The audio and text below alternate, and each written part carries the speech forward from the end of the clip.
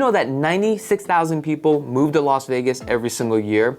The question is why? Well, due to the Fed's interest rate hikes have increased the cost of living for many Americans across the country. Americans are now looking to relocate to Las Vegas because of no state income tax, low unemployment, low cost of living, and affordability for housing. We're also the entertainment capital of the world. So if you are thinking about relocating to Las Vegas, we would like to offer you a free Southern Nevada market report and a relocation guide. All you have to do is click on that link below to claim yours today.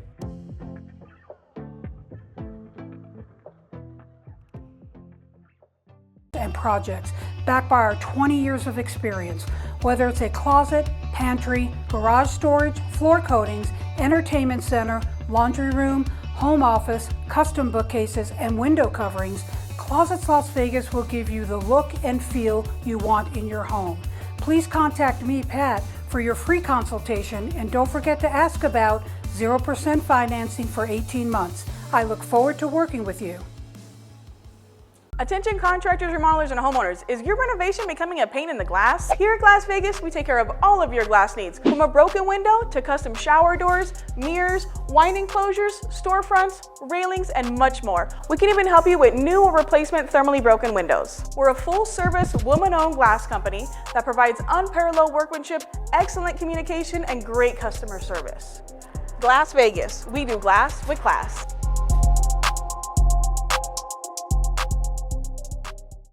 Does your house look like and have you been considering remodeling your home for some time now? Well, if you love real estate like I do and appreciate the attention to detail in the craftsmanship required to build a remodel or a gorgeous home, then I got the perfect company for you. Guys, I highly recommend Design Zone Remodeling. They are a stellar company that will turn your outdated home into your own personal sanctuary. They specialize in bathroom remodels, kitchen remodels, and full house remodels. Design Zone Remodeling has a reputation for excellent workmanship, competitive fees, and being able to offer a wide range of services and deliver the outstanding results to their clients. I use Design Zone Remodeling on my personal properties. Give Design Zone Remodeling a call today at 725-223-0871 or visit their website at designzoneremodeling.com to request a free consultation today. Is your credit score holding you back from purchasing a home? GC Credit Coaches is a repair company that's made easy. Their goal is to challenge and remove all negative errors that hurt your credit score. On average, GC clients see about 10.2 negative items removed over 4 months. Start improving your credit score today with a simple 2-minute online enrollment for a free consultation and a complete credit audit. GC Credit Coaches offers competitive monthly pricing, no contracts, no hidden fees, and the service stops once you are satisfied. GC Credit Coaches removes inquiries, collections, charge-off bankruptcies, and repossessions. Don't forget to visit gccreditcoaches.com.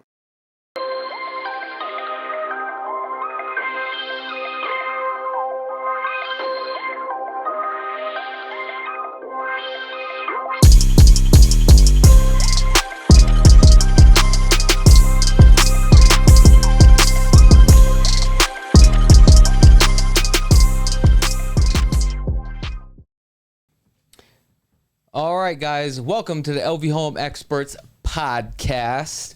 Every Wednesday at 4 p.m. Pacific Standard Time. So today is actually a pre-recording. And also, we've been having some technical difficulties. I don't know what's going on, so I have to figure it out right after the show. However, we do have a special guest. We have David Creighton. Is that correct? Creighton. Just like Creighton. Crayon, Creighton. Oh, Creighton with All Western Mortgage. Correct. So we figured bring you on the show today because you are a senior loan officer. Is that correct? Yeah, unfortunately, that comes with age. So Oh, we'll is talk that- about that? What does that mean, senior? Well, I opposed to, say, a junior. I'm sure you have levels in your real estate profession, right? So, for example, a senior loan officer would have more knowledge than a junior LO. Mm-hmm. And a junior LO, sometimes they call them processors. Okay. But a junior, you're going to have to be licensed by NMLS, no matter what you do. Okay. But it's just a graduated process of getting to know the programs and getting to know your business. Okay. Hey, York, can you hear him pretty clearly? Okay. I mean, you might just want to take that mic just a little closer. You don't have to put it in your mouth, but put it close to your mouth. I don't want to give you any ideas, my friend. Here we go. I know it's Vegas, but There you go. let's try to think we're on the island, my friend. We're just chilling today. That's right, brother. So, well, you just said, "Hey, brother," you know, kind of had the accent there. So Well, that I'm not tells me. from here like everybody in Vegas. Okay, got It's it. like college. You know, I've been here for a long time, but the very first line in college was, "Where are you from?" Yeah. So in Vegas, you got a 50% shot that where you're from is, I'm not from Vegas. It's from Yeah. somewhere else. So, but I'm from back east. I'm from Rhode Island. I can still hear that accent. I try to keep it as best really? I can. Oh, yeah, why not? Is it towards your Why leverage? would I want to blend in, my friend? Okay.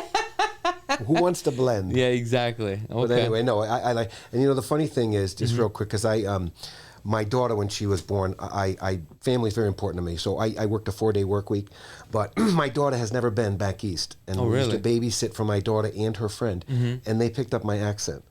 Really? So, well, the funniest thing, because they'd run around saying, "Where's the water?" Because, you know, there's no R back east. You just, Where's the there's no water? Water. Did I say it brother. right? Yeah, Where water. the water? There's no R. Any R drop. Neighbor, water, sister, mother. And then, you know, D's. You don't need D's, David.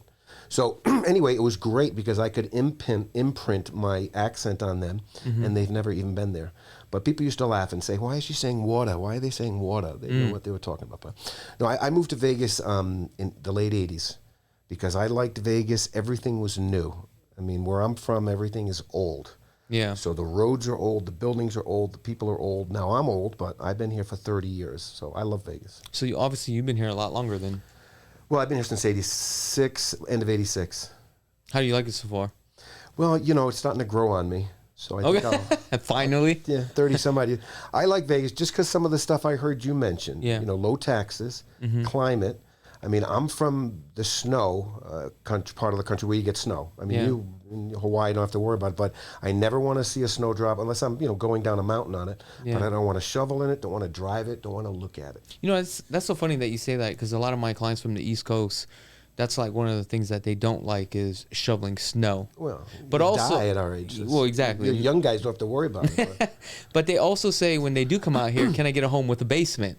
Yeah, I say, no, hey, yeah. good luck. I mean, you can get a couple homes, Yeah. but they Well, don't. basements are everywhere Yeah. back east. I mean, as you know, as you move across the country, Mm-hmm. basements will phase out being slabs. I mean, you go down the Southwest, you know, they might even be built up off of the Yeah. land, but basements are great back east, you know. I think the way that homes are built is really based upon the climate. Like if you went to Sure. Hawaii, right, you're not going to have your standard stucco out there because you know you're going to have algae growing Yeah. all day long and mold, so it wouldn't Yeah. make any sense. So You got to take advantage of your natural elements, Yeah, too. exactly. I'm sure the breeze and the cost, you know, you have to build the house, the heating and all the other elements. It's one of the things in Hawaii, you have to keep your costs low, so your heating and some of the other bills are going to I be mean, low. I can't even stand the humidity over there. I mean, a lot of people are like, "Oh, it's hot over here," but man, it's a different kind of hot out here versus you know Hawaii. I mean, when it's Have like you been 80. to the southeast, the Florida area? You know what? I heard that Florida was worse than Hawaii. Oh, you have to change your shirt. You literally Yes. have to come to work with a change of, you know, it's that, you could walk out just to get lunch. Well, and I tell you what, sweat. when I used to live in Hawaii, you would literally take a shower and you would It still wouldn't stick, sweat. huh? Yeah, like the It was Seinfeld weird. episode. Yeah. Shower didn't take. You'd still be sweat. You'd be sweating. You're like, yeah, you sure you took a shower. But, So how many years have you been in the mortgage industry? Since, let's see, since 97, so I would say 26 years now. Okay, so you are pretty diverse and well into loans. Well, as come with age, Okay. I've seen it all, and that's why, you know, as we were talking, the worst was the 2008 through 2010. Okay. So now, you know, home buyers, especially first-time home buyers, they're in probably the most challenging market in a lifetime. You know, and I say in a lifetime because as you get older, you'll understand what Yeah. a life, but, you know, 20, 30 years. Because there's lack of inventory. I mean, Yeah. if you look at estimates, anywhere from 4 to 5 million units we need built in this country. Yeah. And then you've got the high interest rates with the higher prices. And then you have the calamity now of student loans. Yeah. Because, you know, they did some, you know, studies, but for the last 10 years, the biggest buyers in the market have been millennials. Yeah. And they are below and behind Gen Z. So millennials are actually behind the generation coming after them. But last year, the biggest segment was baby boomers. So what we're hoping and what we're seeing is that baby boomers now, if we can get rates to come down a bit, are going to start cashing in. And older people, like in Las Vegas right now, 20% of the homes are being bought by retirees. Yeah. So one of Las Vegas's biggest niches going forward, if they're smart, Age-restricted communities. or catering Yeah. to the ages, because we need more hospitals, we need more assisted living facilities, we need all of the infrastructure that the age population needs. that Which we don't really I have. see that them, the city's building a bunch of hospitals all over Yeah, the place. well, we don't even have a medical school. So a little while ago, they finally got UNLV Yeah. medical school, but that was huge because you need more doctors, you need everything. I mean, back during COVID, traveling nurses, I used to do loans for traveling nurses, they were making $200,000 a year Yeah. just because of the lack of medical access in parts of the country. But, traveling nurses now have come to Jesus meeting Yeah. because now they don't have that. They're making a lot less. So, you'd qualify people making $200,000. And in most careers, you make more money as you go forward. But unfortunately, traveling nurses hit the wall, and now they're making half of what they used to. But that's just a sign of the times, if that makes sense. Now, I want to go back to 2008 real quick Yeah. because I want to compare from 2008 until today. Yeah. Well, that's a long period, but It was. So during the 2008, right? crisis, yep. How was it with mortgages? What were rates like? Well, in the 2008, 2010, because that was a 2-year Yeah. period, even longer, if you were in the business, it was unprecedented and the worst ever. Because they used to have a website called lenderimplosion.com. Okay. And we were losing banks on a daily basis. We have banks that are no longer around, like Washington Mutual. Countrywide. Yep, countrywide, and no one went to jail. So huge banks were going out of business overnight. So now, the fiscal stability of the country is a lot better so that we can ride it out. But back then, there were movies coming out like The Big Short and Too Big to Fail, Yeah. where literally we were at the precipice of an economic catastrophe. So this, in my opinion, is really nothing compared to then. And then with inflation, unfortunately, I'm old enough to remember the inflation of the 70s and 80s. So it's not as bad as it was then. Because my sister bought her first house at 17%, 16% interest Yeah, rate. but also what was home prices back then as well? It's all relative to income as well. Yeah. So income now is a lot higher as well. But, if we get the affordability issue back, then, we won't have that kind of argument. Which is, I don't think you'll ever be able to get that back because we've already printed too much money. Well, not And that, wages hasn't even gone up. And if wages do go up, then what has to happen is, the employer will have to charge more towards the consumer. that's, So it's a catch-22. The country's getting a huge economic lesson. Yeah. And California is going to get this economic lesson faster than everybody else. Meaning the more you pay people, that gets passed on to the consumer. Yeah. To think that, you can just pay anybody $20, $30, $40 an hour, the employer is going to pass that on to the consumer. Yeah. So, as far as in the future, rates pretty much, if you want my prediction, I didn't bring my magic 8-ball in, but rates are going to be sideways for the rest of the year. I think we're going to see a lower inflation probably towards the end of the year, which means the rate lowering cycle will begin. So, when you look at how, over 30 years when I've been in the business, rates go up and they go down. Yeah. Rates take an elevator up, meaning they go up very, very quickly, and they take the stairs down. That means they go down very So slowly. they increase it very rapidly to Yes. slow down the inflation. Oh, and then, but I'm sorry, go ahead. But then they watch it. Yep. So when they feel that inflation is tame, then they start to tick it down a little slower and slower. Is that correct? Well, there's two ways they're controlling it, because the other thing you mentioned, I forgot to touch upon, you said Yeah. the printing of money. Yeah.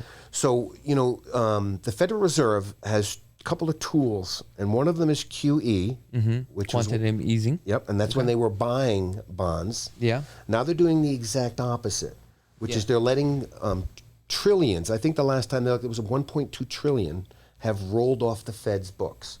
So that means they are basically letting bonds that they've purchased roll off without rebuying them. So that basically decreases the money supply. Yeah. So when you print money, the way to decrease the money supply is by doing quantitative tightening, which is the opposite, and they're Yeah. going to let bonds and the money supply run down. Okay? But the big thing that you're going to have to watch for inflation is employment, because that's it. That's the whole game, is the unemployment. If you don't get unemployment numbers down, the Federal Reserve is not going to lower interest rates. So people say, what do you watch? What do you watch? What's the indicator? Right now, it's the job market. So is the job market right now at 3.8% across the Depending on board? where you are. Yeah. California is at, 5.2, and they're rising. Now, I keep mentioning California because their economy is so big. 20% of the national national unemployment figure comes from California. That's pretty huge because they have, what, 42 million people? Yep. Something like that? So right now, California has the highest unemployment rate, and they think with this new minimum wage law that they passed, that unemployment will rise because people in other industries are now leaving their job. Because why would you make $16, $17 working at the cafeteria at school when you can make $20 working at McDonald's? So the issue of we're going to see if we see California unemployment rise, then that's going to lead to a tick up in the nation's unemployment, and that's exactly what the Fed wants. They want the back of the labor market broken so that unemployment will tick up. Because that's the last card to fall. That's interesting. Simple. Yeah. So if somebody's actually interested in buying a home, based upon what's going on now, it just seems a lot of buyers out there, especially with the first-time home buyers. Number one, they have no clue where to start, how to get started, right? I get these calls all the time, and I always explain to them, like, hey, the first thing that you want to do is actually speak to a lender, see what type of programs that are out there. So one of the things that I find very fascinating, not all lenders are made equally. What I mean by that is all the lenders have all different type of programs. Why do certain lenders have better programs and all different type of programs? So let's just simplify the process, because that's what first-time home buyers need, simplification. So let's break it down. There's just going to be 3 areas that you need to work on. Okay. The most important area is your budget. And I didn't say income, I said budget. Because in my job, I've seen people make a lot of money, and at the end of the day, it's all gone. Yeah. And that's fine. I mean, you can choose to live your life the way you want. The older you get, like I am now, I'm much more conservative with my money than when I was younger, before I was married. I mean, I had a very nice car and a very nice lifestyle. Now, when you say budget, are you talking in terms of what your comfort level as far as monthly payment? No. So we'll take a step back to my generation or the generation previous. Okay. So budget means you have to prioritize what's important in your life. Okay. So let's talk a first-time home buyer. Your time horizon, you must think at least 5 to 7 years. So if you're not going to be in the home for at least 5 years, there's no point in buying a home. All right, the costs. Why is that? Well, break that down. Because the costs of buying and selling a home. Okay. And just the gamble of it. Because, if you're going to be leaving in 5 years, let's just say that your home is flat. If it doesn't go up, I mean, in Las Vegas, the last, year we had a 4% rise, maybe? 4.5%. So I understand what you're saying. If you're going to stay in the home for 5 years, you can already see the projection of the growth. At least you'll get that money back when you decide to sell. If you're only buying, or if you're only selling within the next 2 or 3 years, you may not get all those returns back, and you could lose. It's based upon the rate. Yeah. Okay, so if 2 or 3 years ago when rates were 3 and 4%, then your time frame was 3 years. Yeah. Okay, but now as rates have risen, you're going to see your time frame push out a little bit. So is that kind of like the rule of thumb? If it's 3%, then it's minimum of 3 years? Is what you're saying? The lower the interest rate, the shorter your break-even point's going to be on cost and sales and all that other stuff. And then the other thing is, with lower interest rates, you're going to have more demand and you're going to have higher prices. But it also really depends on how fast equity grows in your property. I mean, you could be at 5%, but this is such a volatile market. We can go up 8%. Let's just say hypothetically. Yeah. Within 8%, you could possibly get your money back within 2 years, even though you're at 5%. Right, but what you have to consider is the great unknown of where we're going right now. And that was the problem in, say, the last inflation we had in the 80s, was the double dip inflation. So if we haven't tamed inflation, then there's going to be serious problems, because he's going to raise interest rates again. Yeah. So if you could say with certainty that inflation is over, then I would agree with you that I would lower my time frame. Okay. But if inflation continues, then that's going to drag on the entire economy, meaning that you're going to see home prices stay stagnant or even lower. And you're going to see some places like California and Florida that are having problems right now due to, California has their own unique climate, but, you've got regulations and taxes and everything else. But if home prices continue to drop, I mean, that's going to be causing. What's the current inflation rate right now? I haven't looked for quite some time. They have a couple of different ways they track it. Yeah. But it's around 3%. So they look at the core inflation, which is last time it was 3.4 last month. So they use was the hot. Consumer Price Index. Is that correct? UCPI, but the PCE, they strip out Yeah. the volatile gas and food prices. So that's the one the Fed looks at. I thought they also took out real estate as well on that. That's in the CPI. Okay. So the PCE is more what the businesses pay, and they pass that along to the consumer. So when they see business prices go up, it's a telltale sign that they're going to be passing that along to the consumer. Okay. But the CPI, like California, that could take into account seasonal adjustments. Like California has the new gas mix now. So in the spring, California is going to go up 20% no matter what. And that means Nevada gas prices go up because that's where we get our gas. Yeah. So that won't affect inflation as much as, say, the PCE, which is what the Fed used. Now, that's at 2.8. The last reading was 2.8. So it's still hot. But this week, they're coming out with the minutes. The Fed is meeting the next 2 or 3 days, and we'll see what they say. Yeah. But it seems like they're always adjusting. Well, every month you get new data. So Well, obviously- it seems like it comes out, but then when you go back, it gets readjusted. Well, they readjust the figures just simply because the data is a little trailing. So data is always going to be trailing. But it always sounds good at the beginning, but when you go back in history and you look Well, at it, it's like, oh, well- it's adjusted more. Like, what the hell just happened? No, but I mean, if you look back in history during Trump, I mean, inflation was running under 2% a year. So then, but then when you look at other years, it was 2 to 3 or 4%. And other years, 10%. So, I mean, if the Fed can, I don't think from what the leading people are saying, that they may have to settle for a middle ground, meaning that we're running at 3, they want to get 2, so we may settle for a mid ground for them to cut rates. So that's kind of the positive outlook, is that if we can get down to 2.5, then we may see a first interest rate cut this year. Do you see the Feds dropping rates this year? Because they talked about it. Today is April. Your opinion? It's only April. The data comes. We didn't even know that. I mean, they were expecting a decrease last month, and it went up. So people who do this for a living got it wrong. Yeah. And the Federal Reserve, they do that for a living, and they got it wrong.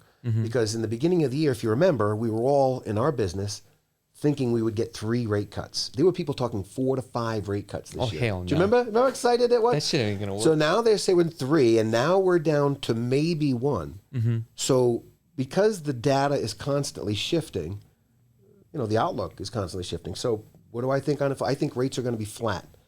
So if I had to take a prediction, I'll say we're going to stay between 6 and 7 all year, unless you see the unemployment number change.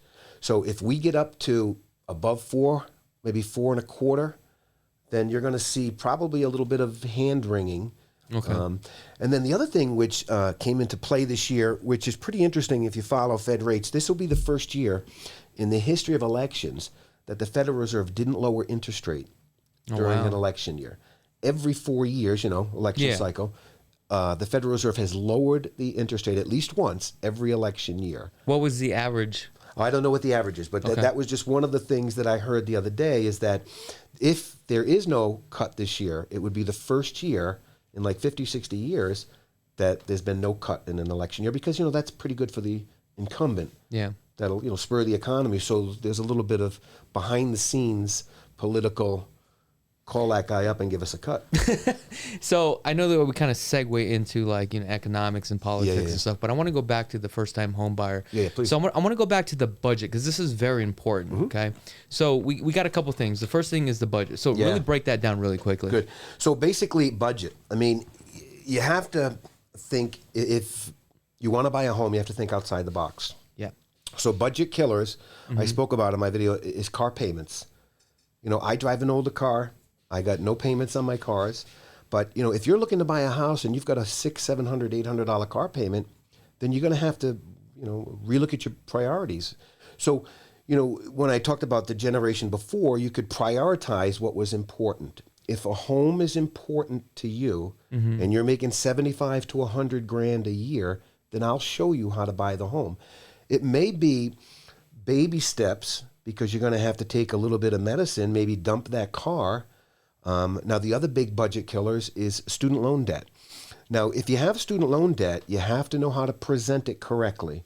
I thought at one point it wasn't used towards your debt to income ratio. Well, in November, Okay. the deferments ended. Oh, man. Okay, so we had deferments all through COVID. We had deferments before that. So that was a good time to get a house. Oh yeah. Well, if you could, but the problem in COVID was nobody was working. Yeah. Okay. No, so that's true. It's that was catch-22. horrible because I had people lose their homes during COVID who put their money down because they would do a verbal verification of employment, and if you work from home, that might be a deal killer. Yeah. But anyway, so if we talked about what were we just talking about Shit, I just lost my train of thought. We're all over the place. Budget. Oh, budget. Yeah. Okay. So the student loans. Okay. So student loans, because in November, Yeah. the chickens came home to roost. Okay. Okay. I know people with $100,000 of student loans haven't made payments for years. Oh, shit. Well, underwriters now know that that's going to hit the fan. So every single deal now, I don't know if you know it, but since the 2008, 2009, my license number is on every loan. My underwriter has her license number on every loan. In the past, you could never track loans. Okay, they would just be done, and maybe the guy would be gone, and it might not even be an LO. But now my license number is on everything. So you're responsible. They're tracking it. Yep. So basically, when you look at the underwriting guidelines today, they're going to say, well, if someone's got $100,000 in student loans, I have to account for that debt. I can't just say because they're in forbearance or they're deferred that I'm going to give a zero payment. All right. So in November, the deferments ended, and they started the IBR. What is that? Income-based repayment programs. Okay. So I'll give you an example. People could either pay $0 or they could have a payment. Now, if you get a letter that says $0, the underwriter is going to estimate a payment. Oh, wow. So you don't want any So it's of your better to Yep. make a payment Yep. and have an agreement. But on the simple fact of it, if you have a good student loan provider, they will allow you to name the payment. Literally name your payment. So I had a customer at $110,000 student loan. I said, name your payment, $29. So she got a letter. At that low? Yeah, because she had a zero payment. Oh, wow. The issue, I won't even go into, we can go into Yeah. college of whether it's worth it or not, or how these student loans are marketed. I mean, that's a whole different Yeah, it ballgame. is. But, she started out owing 55 to 60 grand. And when you go on deferment and you do all this stuff, the interest doesn't stop accruing. Yeah. Okay. So these IBR plans are starting to take into that account. So some of these loans are going to be forgiven. So she makes $54,000 a year, works for the state. So they gave her a zero payment plan. And what happens is you get your IBR reevaluated. So 2-3 years, they'll tell her what's going to happen. And then 3 years, they'll tell her what's going to happen. So make a long story short, all she needs to do, call them, say, I want a payment. I feel like I should be making a payment. In other words, you don't accept the zero payment. So then you get a letter, it says $29 payment, and then I have to go in and change your credit report. So because I'm a lender and I sell my loans directly to the federal government, my credit report has to be accurate. I can change credit reports. Now, that credit report might only change for me. Yeah. Okay, so that means I'll get a special printout. But make a long story short, I can manipulate, and what you want is the correct payment for your student loan, and that way it works for your DTI. Well, when you say manipulate, that almost sounds illegal. No, because you're allowed to either state a payment or accept their payment. Okay. So as a consumer, if you owed 50 grand and they said to you, you can either do a zero payment or you can make a payment, then you as a consumer have a right to make a payment on your loan. Okay. Okay. But with any loan, you better make sure your budget works. So whether you're manipulating the figures before or after, that's how it's done. Yeah. Because, the other things, with first-time and self-employed people are unaware of is that you can go back and redo your tax return to qualify for a loan. I mean, you can take a tax return, let's say in January, February, you're self-employed, you hand it in making $30,000, but you just figured out, I better say that I make $50,000. You can go back and redo your tax return, hand it back in, and then that second tax return is accepted. Yeah. So, when you say manipulate, you basically have to play by the rules that they gave you. So it's a game and you're playing the game. Rules. Yeah. Just like it's a court. You go to a court of law, the underwriter is the judge. The judge has the playbook. You play by the playbook, that's it. Same thing in a court. There's rules to the court and there's rules to borrowing money. So budget killers are big car payments, high student loan debt not presented correctly, and then you have to think outside the box. Let's talk about the credit cards because a lot of people have these credit cards at 19, 22%, and credit card debt is an all-time high. I know. So which is unbelievable. I don't have magic on that. That's prioritizing your life. Yeah. So you either live within your budget or you don't. But if you have $20,000, $30,000 in credit card debt, there's no magic to that. Yeah. You're going to take the payment, and you're going to have to work within that budget. But as far as thinking outside the box, buying a multi-unit and buying with a friend, 6 out of 10 of millennials that have been surveyed have said that they would consider buying a home with a friend. Now, we're not talking marriage, we're not talking domestic spouse, just a friend rather than rent. But that's thinking outside the box. So you have to think outside the box if you're on the borderline on your budget. Yeah. And then if you're all set with your budget, then you got to prioritize what's more important. Because if you want to buy a $500,000 home and drive a Porsche, you better make that money. I had a Porsche, but as soon as I got married, my wife made me get rid of that Porsche. She butted your life. I thought about it later. She knew that was a attention getter. But we got an SUV after that. All right? with a couple kids. Sure. Well, we were going to the mountains and out and do my dunes, but prioritizing your budget. So, but there's always going to be a segment of the population who can't buy a house. There's not going to be a miracle. I also think some of these buyers need to be more realistic of what they can also buy. Yeah. I do run into problems where the consumer has this certain type of home that they want, but they start to realize that what they want does not exist within their price point because it's so far out of their price point because of their debt. Yeah. And I've helped clients all the time where they have problems with the debt to income ratio, or they have so much just credit card debt, or their credit sucks. And it's taken sometimes 6 months, 8 months. But I remember we did this one deal. I think it literally took about a year. But after we closed on the home, the guy came back to me and said, "Hey, Chakits, you know what? I do appreciate you helping us out. You stuck in with us and you've seen us through." Now, there's a lot of times where a lot of clients, once they find out how hard that homework is, they're just like, you know what? I'm just going to live the life I live. And there's a lot of people out there like that. It's kind of crazy to me how Americans live.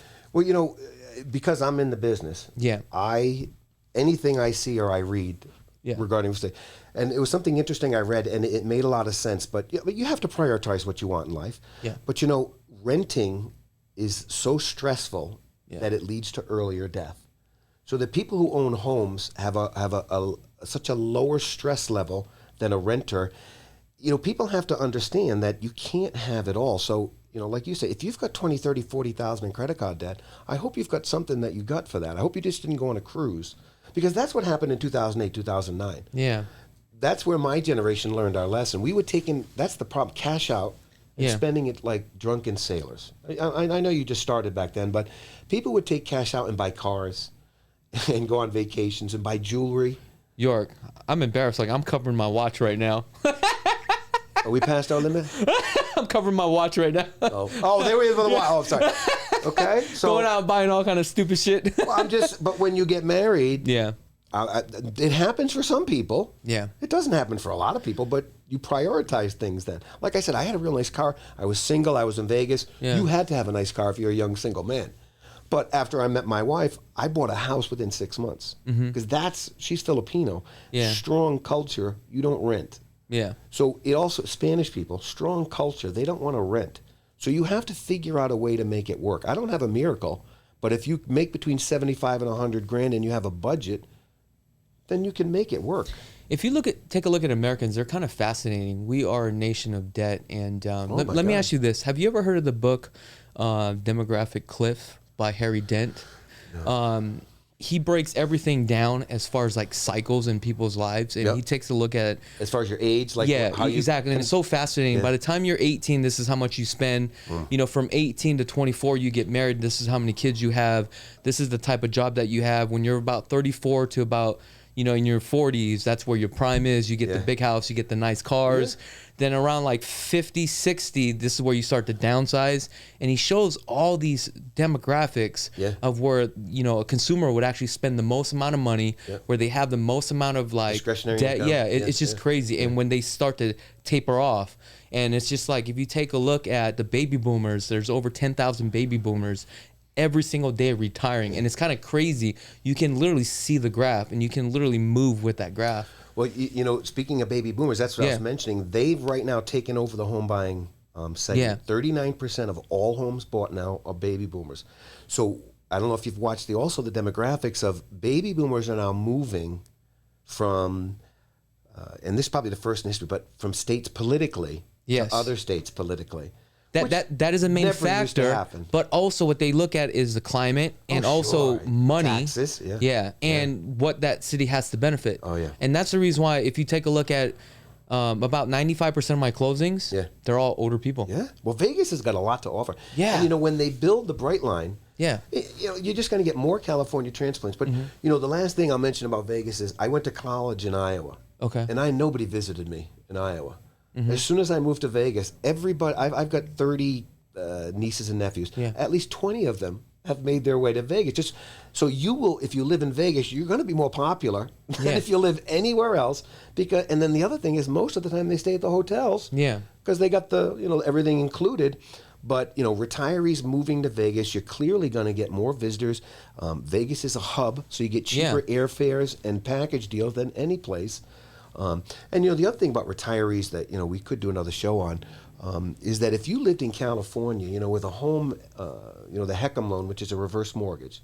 Let's say you owned a home, you bought it for $300,000, and you're in California 20 years now, it's worth $1 million, and you're free and clear. You could take out with a reverse mortgage $500,000, buy a home here in Las Vegas, cash, And get paid. and have no mortgage payment. Yeah. So you'd have no mortgage payment on the house in California, and you'd have no mortgage payment on the house in Nevada. All right? So by being free and clear in California, you can keep your roots in California if you've got family there, but transition yourself to Nevada without any mortgage payments. Why would somebody want to do a reverse mortgage at that point? Well, there's a lot of reasons people do reverse mortgages. Wouldn't it be better just to cash out and at that point buy a property here, but then Well, let because me of give you your an example. age, at least you can sit on some sort of cash? Let me give you an example. Yeah, please do. Because, you know, with reverse mortgages, it all comes down to a numbers game. So what you're doing is you're cutting out the mortgage portion of your payment. So let's say, now rates are a little high right now, but let's say your market, California, appreciates at 10 to 12% a year. Okay, now that's a strong market, right? That's a hell of a strong market. And in California, there are some areas, you know, I just read today that, you know, that North Las Vegas doubled in 7 years. So the RJ came out today and said this town in Vegas doubled in 7 years. That's the fastest. But so if you're in California and you're sitting on a boatload of equity, if you sell your home, there could be a capital gains tax. That's true. You've got other taxes. Not, I swear, California, I don't know as well, but they've got the luxury tax, they've got the millionaire tax, they got some other crap that they're going to hit you with. They're going to hit you with maybe a death tax. So if you buy that home, and let's say you borrow at 5 or 6%, and the home goes up 10 to 12% a year, effectively, you're still making 6%, and you're not paying a mortgage either That's if place. it goes up 10 to 12%. Sure, but let's say it even stays at 6 and 7% a year. Yeah. You're basically getting the home for free, you know, kicking the capital gains down the road, putting the home in trust to avoid some of the capital gains. And then let's say, for example, you segue to make Nevada your permanent residency. Then you're going to get out of estate taxes. Yeah. There's a lot of other taxes that California's going to hit you. So let's say, why would somebody do it? It's purely a financial play. So it's a strategy. It is a strategy, but it's based a upon sophisticated strategy. But it's based upon that one person. Well, no, that's the strategy for that one person. Yes. I'll give you a strategy for another person. Yes. Another person, say, and this is the life that you have. You have to look out in your life, because I'm 60. So you have to say to yourself, where do you want to be? Do you want to be in a nursing home, or do you want to be in your home for the rest of your life? Yeah. So let's say you're sitting on a $500,000 home with no mortgage at all. You could get a reverse mortgage, and it works like a home equity line of credit. Yes. They'll give you a checkbook. You could hire home health care workers to come in every single month and stay in your home instead of having to deal with maybe going to a nursing home, selling your home, and then all the other difficult crap that goes along with end-of-life decisions. So if you've got a home free and clear, and let's say you don't have a lot of money moving around, you're getting Social Security, maybe you're getting a pension, and you say, I want to live in my house. Well, then you could use a reverse mortgage, and if, let's say, you never take any money out of it, well, that's fine. But if you need the money, you can simply write a check against that in the future. Yeah. Now, your heirs will still get your home when you die. They have the right to either buy the home at what you owe, or they can sell the home and then pay the mortgage Off and take the remaining just like balance. a regular sale. So that there's two examples of why someone might use a reverse mortgage. But there's a lot of other personal reasons that people might want to access money before they die and stay in their house. But it also depending on that person's situation, it sounds like, and the age of that person. And their health. Yes, and their health. But for me, the strategy would be maybe I would just take, cash out refinance, still keep that home, but I could always rent that out, right? Oh, I don't know. Come out here. I don't know. Well, I'm just saying that's a and then come out strategy. here, buy home cash, make this my primary residence, while equity still grows here, but my main pub is here. Well, see, you're looking at it two different ways. I'm saying that I would keep both houses. No, I still would keep both houses. Well, then you would have the debt incurred of the mortgage. But I have the tenant paying for it. You just said that would be a rental. I would, if you have a tenant in that house, I would keep both houses as my properties. I would. So you were saying you'd be going back and forth. You bet your life, because I'm retired. I'm not into if I want a rental property, I'll have a rental property. Yeah. And I'll tell you, I've had rental properties. I don't want rental properties. The only way I'd do a rental property, not to be negative, but I would have a property manager in this city. Yeah. This city. Because this city has a lot of people who move in and out of town. But no, I'm talking about somebody who, I want to talk about somebody who's broke. So that strategy I just spoke to somebody maybe with, $1 million or more portfolio. And they're looking at life, end of life decisions. Yeah. They're looking, because when you have that much money, then you have to start sitting down with a financial planner and say, you know what do I got to do? Do I need to put my home in a trust? Do I need to start sheltering assets? Should I buy long-term health care insurance? Because, I don't know if you've ever been in a nursing home, but if you go to a nursing home where it's, paid by the government, you don't want to be there. Yeah. Okay? And even the best of nursing homes, they're 70, 80, 100 grand a year. You don't want to be there either. So these are end-of-life decisions. So reverse mortgages for end-of-life decisions. And then I'll give you the last example of a reverse mortgage I did. I had a guy who was 82. He married a 58, 59-year-old woman. She was hot? Didn't matter. The numbers worked for him. Yeah. The point is, he took a reverse mortgage out. When he passes away, she gets to stay in that house. No mortgage payment till she dies. Oh, wow. Awesome. So that's a strategy. But he was in a position where the home had a lot of equity too, though. Yes, he did. But one of his end-of-life decisions was, I'll take care of you. You marry me, and this house will be yours for the rest of your, when I pass away, till you pass away. I mean, they have to explain the intricacies of it. I mean, there's more to it than that. But that was, I thought a nice selling point for him to say to her, Is that you'll be something that you guys do? Yeah, we do everything. Everything. Yeah, I mean, reverse mortgages, the government programs, FHA, conventional, anybody. The standard, okay. Because those three I just meant, they're all government programs. Yeah. But then you have to, again, the non-traditional programs. Okay. The DSCR programs, are you familiar with them? Yeah. So, you got the DSCRs, you've got condo conversions. My God, we were doing a ton of them with Trump, Plaza. And then they backed out a lot of them because you have to. How's your underwriting guidelines with that? With the condo conversion or the condo hotels? Condo hotels. Condo hotels, they like to see a separate kitchen. Really? Okay, yeah, because if it's not a separate kitchen, it's a glorified hotel room. So if you have a separate kitchen, you're not going to have a problem. Okay. And I'm sorry for, jumping all over the place okay. because I love the conversation that I'm having with you right now. Yeah. Yes, we are. I want to go back. First time home buyer. So we got to look at your budget. We got to prioritize. What's the next step? Okay. Budget first. Second thing, credit. Now, we talked about credit. Credit's up and down. Credit is secondary to income because I can rapid rescore anybody's credit. Many lenders now do a free credit analysis. Go back to the rapid rescore for the viewers. Rapid rescore. When a lender gets your credit, there's a cheat sheet. And that cheat sheet tells us why you have your score. Pretty simple. There's codes, 5, 6, 7 different codes. Some of the codes will be proportion of balances are too high to credit limit. Delinquency, serious delinquency, too many inquiries.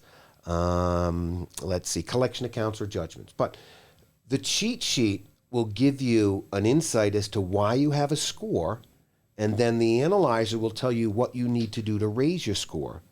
Now, you really don't need to go too crazy with your credit. You're just trying to reach a specific tier because you can get a home with a FICO score as low as 540.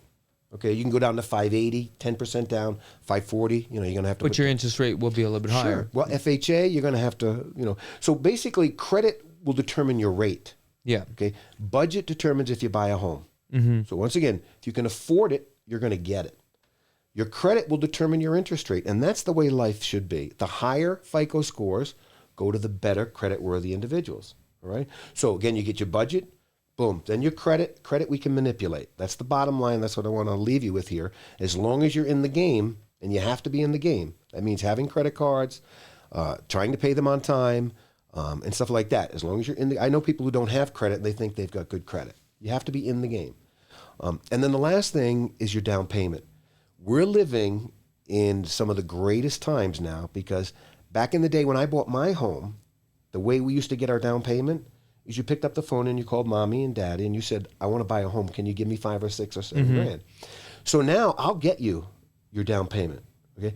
In Nevada, as you know, there are several different free grant programs. You can Google it. Home is Possible. Home means home.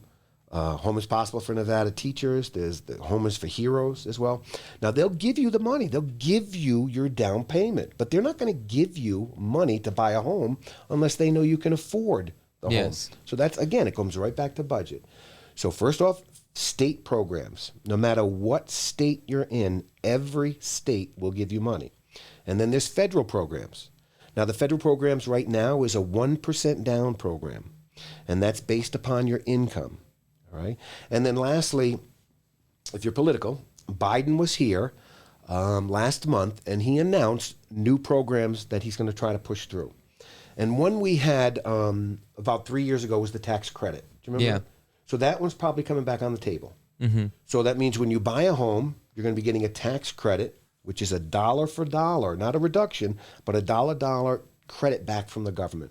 Okay, a tax deduction works different than a tax credit. Explain that part. So a tax deduction is simply a deduction from your taxable interest. Okay. Now, most people now, maybe you, but I don't. Most people don't even itemize anymore. But in the past, you'd take out your mortgage interest. You know, they'd send you the 1098, which people still get. And if all of that added above the standard deduction, then you'd itemize. Okay. And that kept accountants in business. So, and it kept the IRS in business. So they raised the standard deduction, which means more people just simply do a 2-file form. All right. But I mean, when you look at basically the way they look at, underwriting the loans, you can do, tax certificates will increase your income on the home as well. So, I mean, it's just basically a strategy that you want going forward when you buy your home. So the down payment is going to come either from the free money programs or the tax credit. And again, the tax credit will be $1 for $1 money back from the government. So if you have like a child, do you have any children? No. So children now, I think it's a $650 credit. So they'll give you $650 or whatever that tax credit is for a child, where a deduction simply reduces your taxes. A credit will give you the money back. Okay. Now, I want to go back. You talked about the credit. Yeah. How do you guys take a look at the credit? Because sometimes consumers will call you, hey, I got great credit according to Credit Karma. Yeah. Is that accurate? Well, Credit Karma's gotten better. Okay. But up until a year ago, Credit Karma had a different scoring formula. They used to have, FICO scores are 450 to like 850. Yeah. Credit Karma used to be 600 to 1100. So when Credit Karma gave you, say, a 680 mid-FICO, that might 680 Credit Karma score, that might translate to 100 points lower. Oh, wow. For FICO, because their starting off point was lower. So because Credit Karma used to start off at a higher base, you'd naturally have a higher score, and that would increase their client base because you would think you would have a better score. So Credit Karma now has switched over since January 1st to try to track the FICO. But what I like to use, if you've been renting for more than a year, Experian Boost. Okay. Now, Experian Boost is free, and it's one of the 3 bureaus that the government uses. So Credit Karma might be fine and dandy, but you might as well go right to the source. Okay, so Experian Boost is free. You go online. They will take all of your reoccurring bills for the last month, add it to your credit report, and boost your score. If there's anything negative, they won't add it to your credit report. They'll only add positive gossip, because that's what credit is. It's gossip. It's either negative or positive gossip. So that's what an Experian, again, it's free. They send you a monthly score, and it'll tell you Experian Boost will even tell you why your score went up or went down. Because I get my score monthly, and it'll say it went down because you paid these balances down. Yeah. Or it went up because your balances went up. So Experian Boost is what I use. Now, with all these government programs, the free money, state programs, what are some of these guidelines as far as example? Because they're all different programs, right? I'll tell you right now, they're going to be more conservative. The more free money you get, the more Big Brother they'll get. And that's just for the program's benefit. Okay, the last thing these programs want is somebody in the news coming out with a foreclosure after getting a free money program. saying that I couldn't afford the loan. So the difference with the free money program is they'll be more conservative. Okay, so the debt to income ratios might be a little bit lower, meaning they're not going to let you try to max out that purchase. Okay, and then the other basic thing is first-time home buyers. So the free money programs, most of them are going to first-time home buyers only. So, and they define a first-time home buyer as somebody who has not owned a home for the last 3 years. So if you have owned a home and you're looking to buy a home, you're not going to get as many programs. If you owned a home 3 years ago, you're a first-time home buyer and you'll get the most programs. Yeah. And then the last thing is, the more money you make, the less options you're going to have. The less money you make, the more options you're going to have. More money, lower rates, and everything. So if you get, you'll even get lower rates based upon income. And what's the most can you actually get approved for? Well, I mean, they're government loans. So you're going to go, what's the max in Clark County? You know, 766.5? Yeah, and I think like FHA is like 4 something, right? 470 something. But it's, the loan amount is the max, not the purchase price. Yeah. So you could buy $1 million home, but your loan amount is still going to be 766. But also, if you take a look, it says that your income has to be a certain dollar amount. So I don't think you'd be able to get $1 million home, right? With some government programs. It depends. I mean, they raised it to 160,000. One of the programs, 160,000 combined income. Mm-hmm. And then there's other programs where well, you're right. I mean, first off, first-time home buyers aren't going out and buying $1 million property. Yeah. Okay. But then the other part of the program is some of the programs have loopholes. Remember you said, well, that doesn't sound kosher. Well, yeah, that's the rules. And one of the rules on some of the programs is co-signing income does not count towards the income qualifying threshold. Mm. So, for example, if you had somebody who wanted to buy a bigger house but wasn't making enough money, let's say they made, because one of the programs is like 67,120. Okay. That's the 80% AMI. Mm-hmm. Yeah. So let's say you were making 66,000, but you needed a cosigner to buy that $300,000 house. Yeah.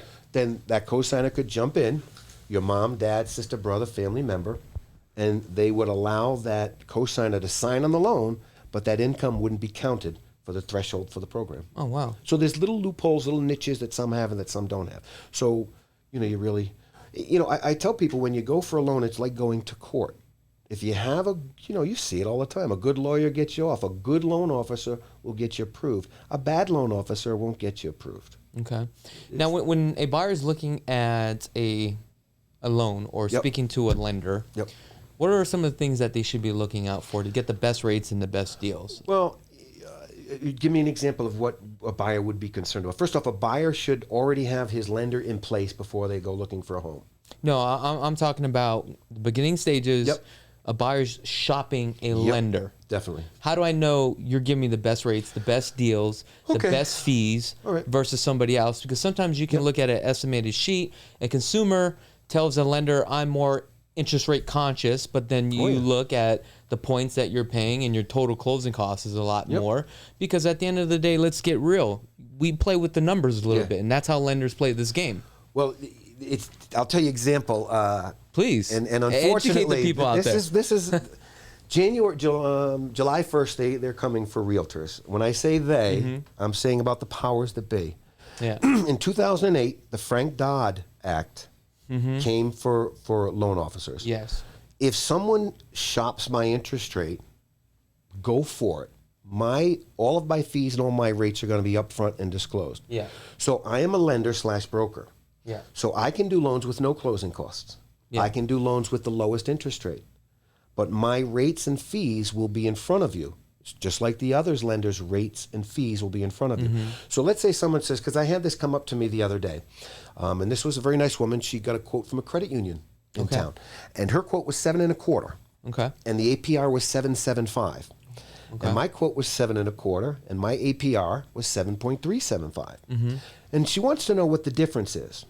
And I said to her, the higher APR has the higher closing costs. Yes. So when they tell you that the interest rate is 7.25, it may be because you're paying a lot in fees to get that 7.25. Whereas I'm telling you it's 7.25, but my APR is 7.375, that means I could get you a lower interest rate if you choose that. So how I know we talked about, am I losing people? Not really, because I'm telling you my best deal. If somebody beats my deal, God bless you, go for that deal. I would be a fool to tell you not to take that deal. But in the same instance, I'm going to tell you to make sure whatever they say, they back up in writing, because I've been in the business long enough to know what they say and what they deliver are two different things. Yeah. If that makes sense. And what happens is sometimes the consumer would do that. They're so far into the deal. Oh, yeah. They've already turned in so much paperwork just trying to get this deal done. Yeah. They're frustrated. They're gonna take now it. they don't want to just jump ship. Now they're just like, oh, forget it, whatever. Yeah. And this has happened to me a couple of times where I told my client, like, yo, this is an okay deal, but there's better deals out there. But they're like, nah, he's my friend. But then once they go through it, and it's just like, it's too late. You know, in this market, Yeah. the main thing I'm telling everybody, and whether they go with me or not, I'm going to tell them this, is to keep your closing costs low. There's no point in paying a lot in points or chasing an interest rate. I've had people ask me, and unfortunately even realtors, ask me, can I get 6.5? My client wants 6.5. I go, why would they do that? It's an extra $10,000 to $15,000 in closing costs. To save what, $150 a month? I would actually have to disagree with you. Depending on the situation, you would just have to break it down to see how much you're going to be paying and how much you're going to be saving, and you just divide that by the number of the months. As long as you stay in that house for those number of the months, you get your money back. However, I've also made the mistake of in 2009 when I bought my home, I bought down the interest rate. It was like 5.8 down to 4.9, or it was probably like 5.2. And this is my first house. I thought I was a man. I spent $8,000. Next thing you know, 3-4 years later, interest rates have dropped down to 3.2%. I could have saved that $8,000 and I could have just refinanced. But I still refinanced and did a conventional loan, right? Because I had the equity into it by then. And I was at, 3.2%. And I dropped my payment by like $600 or something like crazy. And I literally wasted $800. I mean, $8,000. But here's the thing. Yeah. We're in Vegas. Yes. So I'm going to put you on the spot. Yes, please do. If you're going to, let's say you take a gamble. Do you think interest rates are going to be lower a year from now or higher a year from now? That is a good point. No, that's the gamble. I want you to take the gamble. 2025 and 2026, going forward, would you take the bet that interest rates will be lower or higher? I'm going to take the bet that interest rates will drop, but I don't think it's going to drop down to like 5%. Well, let's just say that interest rates drop. Would you say that if you bought a home in the last 12 to 18 months that you'd be a candidate for a refinance? No, probably not. Well, I would think you would. Well, it Because depends if interest there's rates- equity into the home. Interest rates today is 7. Well, you can do a streamlined refi with no closing costs and no appraisal. So, But how much would that actually cost me? streamlined refinance FHAs, there's no closing costs. But there's fees still involved. No, because with the FHA program, you're going to get a credit back. Oh, I'm So- sorry. You're talking about FHA. Right. I was just. And in thinking the same conventional, yeah. instance, if you have a good lender, there's always low to no closing costs streamlined refis. Which means you take that money, you put it into the balance, correct? Well, let's say, for example, you have a 200. Let's say you owe $300,000. Okay. And you want to do a refi, and you're at 7.5 or 7, let's say. Yeah. And rates drop to 5.75. Which is, I don't think it's going to go that low, but let's maybe, pretend. Maybe 2 years from now. Let's pretend. Well, Okay. I locked an FHA in a 599 a month and a half ago. So, but I'm betting because I am. I'm just gonna say it right now. I'm going to assume that we're going to have hopefully a change next year in the interest rate cycle, whether it's going to be due to an election or because the inflation has hit the bubble and it's burst. Yeah. Okay. But my simple point is that you can do all refinances are going to be cheap. Whether you do closing cost, no closing cost refi, which is the streamline, or little to no closing cost conventional. Because you're going to find the closing costs are going to be coming down in the future. I told you they're coming after title companies and their policies. So, you can if you want. I mean, I would tell you that they cap as much as, you can't buy down the rate because they cap it. Even the lender won't let you do it because it becomes high cost. But if someone to me says, I'll pay more than a point, then I'm going to try to dissuade you from doing that by putting the math on paper and telling you that if you want to pay more than a point, then let's look at where the numbers are today, and I'm going to tell you where I think they're going to be. But and then some people can't, and they may have to, in order to qualify for that home based upon their debt-to-income ratio. Well, I'm just saying, there are some programs, FHA. Yeah. There's no income qualification for a refi. There's no appraisal necessary for a refi. In 2008, 2010, FHA business was booming. Everybody was upside down, right? But FHA automatically lowered the interest rate without any questions asked, as long as it's in the consumer's best interest. What does FHA say? You have to be current on your mortgage. You can't be late, and you have to have a job. So no matter what you have for an FHA loan, a year or 2 years from now, you could, and you're going to see these solicitations are going to be, banging. People are going to be getting, letters, emails from your existing, lender, saying, let's do a streamlined refi, and we can lower your interest rate. Now, the only thing that other people don't take into account with the refi that you have to take into account is you're starting your clock all over again. Yeah. So if you're starting and you had your loan for 8 years, that wouldn't probably make any sense. Well, sometimes it does. It just depends on your financial situation. Yeah. But, your ratios change. You can get an amortization printout and look at where you're at. I mean, if you're in year 20 of a 7% loan and the majority of your payment is going towards principal reduction, then that true interest rate really isn't 7. Yeah. Does that make sense? So yeah, because you've been paying it for so long. Yep, it's front-loaded. And if you redid it all over again, you got a 30-year. You start up again. You start all up again, and you got to build your way down. Yep. By the time you look at the total cost, you just paid more money. Yep. So that's why even with some people, Yeah. it's not even worth it to refinance. Because I've talked people out of refinance. Because part of my job is fiduciary. It doesn't make sense to slam a loan down your throat. But if I had a lady with like 13, 14 years left on her loan, and I said, ma'am, you're almost 90% of your payment is going towards principal reduction. You might as well keep it. Might as well keep it. I don't care if you have a 6% rate and rates are 3%. This is foolish to go ahead and say, well, you can lower my payment by $500, $600, $700, $800. I go, then 90% of your payment is going to flip around and go towards interest again. So there's a lot of you can refi for dropping your rate, you can refi for dropping your term, but refis aren't just about payment. Yeah. There's a lot of things that go into it. So what it comes down to is your personal situation. Yep. You got to put, the pencil to paper. Prioritize your budget. You do the math. Yep. Right? If it makes sense, go for it. Right. Well, I think, when we talked about timelines, I really, really think families should own a home. And I'm not trying to be judgmental or saying that I know, but, my degree, I came from college, psychology. And, the psychology of you owning a home for your child's benefit, for the strength of your marriage, the less stress. I talk to single mothers and, but their stress level is through the roof because every year they have to make a decision about school districts, about moving, about am I staying? I got to find a new rental, but I don't want to move my kid from his school. So then they'll be forced to stay in an area, maybe pay more. Yeah. So, owning a home as a family is going to lead to more success in your marriage, a lot less stress for you and your kids. And hell, I've had my home for 20 years. I've cash out refinanced 2 or 3 times. A couple of $100,000. And what would you end up buying? I paid bills. What are you talking? Whatever happened to budget? My kid, I got a 21-year-old and a 17-year-old. Yeah. And listen, it's funny because I'm older, and these are the other things I say to people. It's tougher now because when I grew up, there was no cell phone bill. Yeah. I got 3 or 4 cell phone bills now. There was no cable TV. There was no internet. Yeah. We had one landline phone. The TV came over the freaking air. So life is much more expensive. Yeah. You didn't go get a $5 latte, at Starbucks. You maybe made it at home. So, back in the day, you say people made less money, but we didn't have the bills. But not only that, the dollar went a lot further. You could buy more. So that's what the difference was. The other thing that's just out of whack is childcare.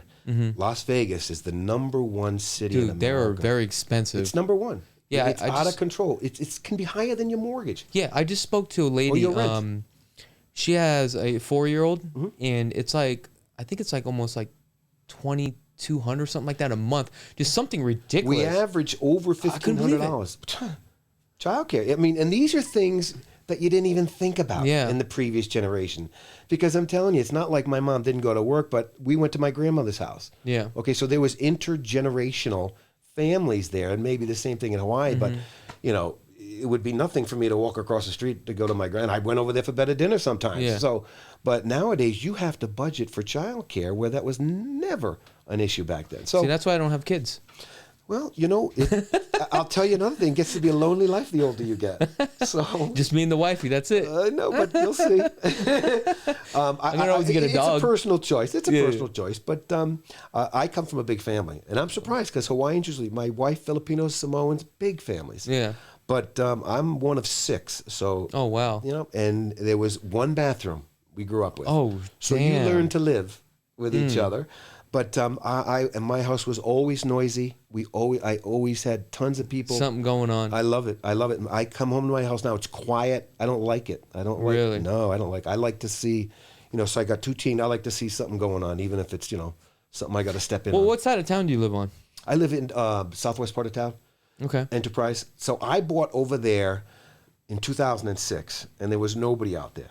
Now everybody. So you buy at the hype of the market. I did, but then during the 2008-2010 foreclosure crisis, because I took foreclosure back then, that was another niche. You had to go to foreclosure counseling. Yeah. So I had to take these courses. So I renegotiated with my lender, and they took a huge haircut on my home, and they basically I got my home for 30% of what I paid for it. Did it crush your credit?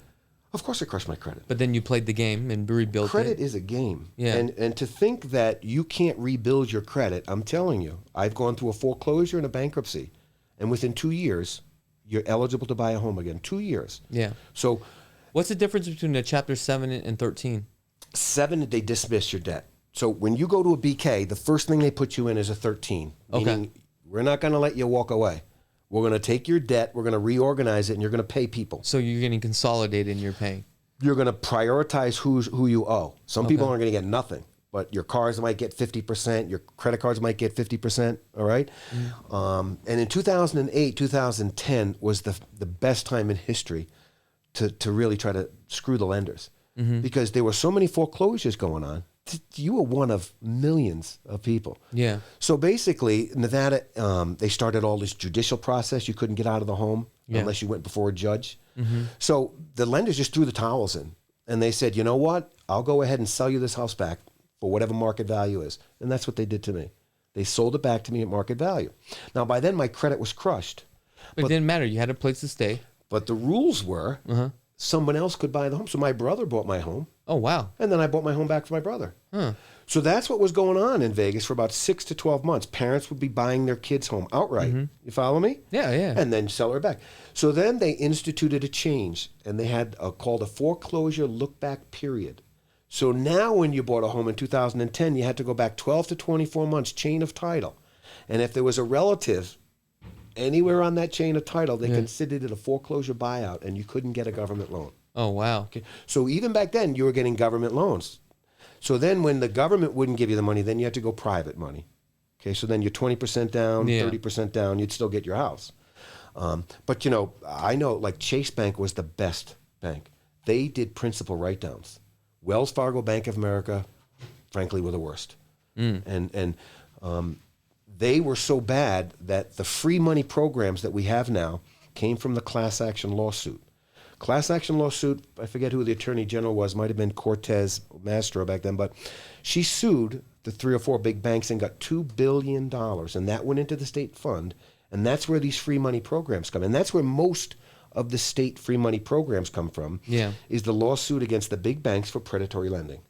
And the banks that went under, like Countrywide, Washington Mutual, they were absorbed by Wells Fargo and Bank of America, and they simply had to pay the price. Wow. So it was very interesting. It was really a great time to go through. We actually went by pretty fast in that one. We blew by. You know what? This was actually a great conversation. I actually want to bring you back, or we got to do something because I can talk about. I am so busy. Are you kidding with my busy schedule now? You ain't busy. I got to clean the house. My wife's got a husband. Are you kidding me? That's the worst thing I did was work from home. I work from home, and she goes, "Are you going to be home today? Can you get this done for me?" No. She's like, "Get out." Yeah. The backyard, that grass is looking like the weeds. So, for the people that are listening, right, first-time home buyers, they want to get started. What's the best way to get a hold of you right now? First-time home buyers is simply, you can go on TikTok. I'm at The Mortgage Plan. Okay. Mortgage Plan? Yep, at The Mortgage Plan. Okay, at The Mortgage Plan. Or I'll be on again, and they can simply just get my phone number and call me directly or whatever they want to Yeah. do. What I'll I'm a do- direct-to-consumer kind of guy. So Okay. TikTok, Instagram, Facebook. I'm at The Mortgage Plan on Facebook. I'm at The Mortgage Plan, and it's The Mortgage Plan on both of them, but mostly TikTok, just because TikTok, you can put longer videos on. Got it. And do you prefer to have conversations in person with these first-time home buyers, or I can just do it over the either phone? way, Yeah. but the age segment that we're dealing with now, millennials are not face-to-face people. Yeah. Boomers will come in and see me and want to, shake my hand and test the water in the office. Yeah. But millennials, everything is phone. I've done 90% of my business never even meeting a person. Okay. Because millennials don't want to be bothered. They know that they can do everything pretty much on their own. So they can text, email, and go online and do everything. So most of my stuff. Another thing for the viewers, you're licensed out here, so you can do business out here. You mentioned Texas as well. We're in 30 states. Oh, 30 states. All Western Mortgage in 30 states. Okay. Individual license, I'm in, I was all over the place. Yeah. But as we move into 2024, we prioritize where we want to be. So I'm out of California now, but my individual license is Nevada and Texas. Okay. But our company's licensed in 30 different states, so I can do loans in 30. We can send them to team leaders, and they can do loans for us in California on a referral basis or pretty much anywhere. Okay, sounds good. Well, I do appreciate your time, and do. definitely got to come back. You got to get some kids. You're way too relaxed, man. Way too relaxed. You need a teenage daughter. All right, you need one of those 12 and 13-year-olds where if it rains, it's your fault. Okay, if they wake up if there's not enough salt on the table, it's your fault. But it's good seeing you. Take care. Oh, dude, good job, man.